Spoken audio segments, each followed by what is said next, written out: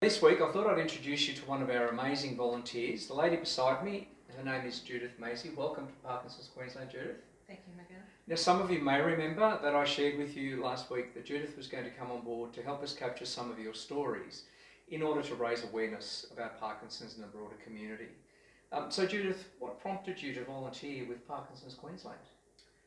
Well, my father had Parkinson's, and he was diagnosed when he was in his 70s.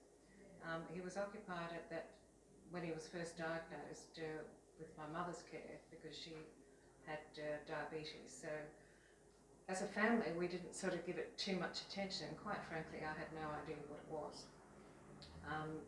Then my mother died at the age of 73, and my father was 78.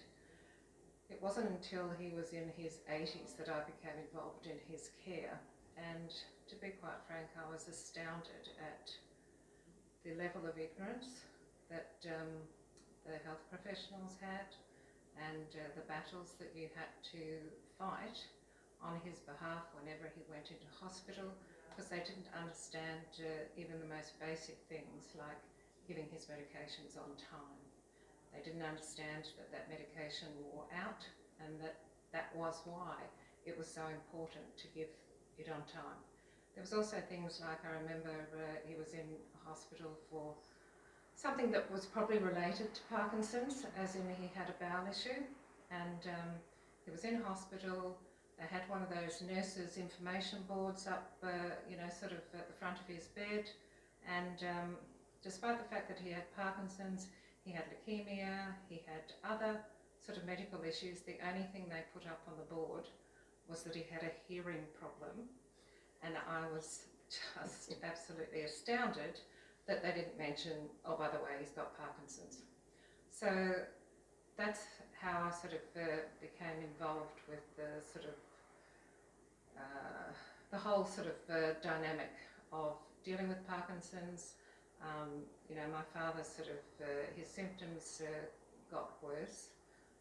He started, his blood pressure would drop and he would faint, but we didn't necessarily want him to go to hospital. He had carers full time, and we didn't necessarily want him to go to hospital, but ambulance people, I don't know whether it was because, it's a duty of care on their part, or they were just sort of, covering themselves. They insisted on taking him to hospital. They wanted to do all these tests, and it used to really disorientate him, and he didn't like it. And so we had to fight that battle to sort of, get them to come, realise that he was Parkinson's, that the low blood pressure was a symptom of Parkinson's, and it's amazing how many paramedics don't know that, and just get him, if he'd been laid on the ground, to get him back into his bed, just watch him, let him stabilise and stay at home. So you've got a fairly, personal perspective, and of course you're a journalist by profession. I am. So perhaps you could share with everyone a little bit about what you're going to be doing with us and a little bit about the project. As a journalist, I've had 3 decades of telling people's stories, and one of the things that I'd like to do as a volunteer is share your stories about how you're dealing with Parkinson's. I know that it's not just it's not just the person with Parkinson's. Family is terribly affected by Parkinson's. I'd like to hear from family. I'd like to hear from people who support those with Parkinson's, be they the exercise physiologist, the speech pathologist, all of those other people that are part of a person's care when you have Parkinson's, and sometimes those symptoms need to be dealt with. I'd like to talk to a range of people. I'd like to talk about how you've dealt with your Parkinson's, how you are getting on, whether or not you've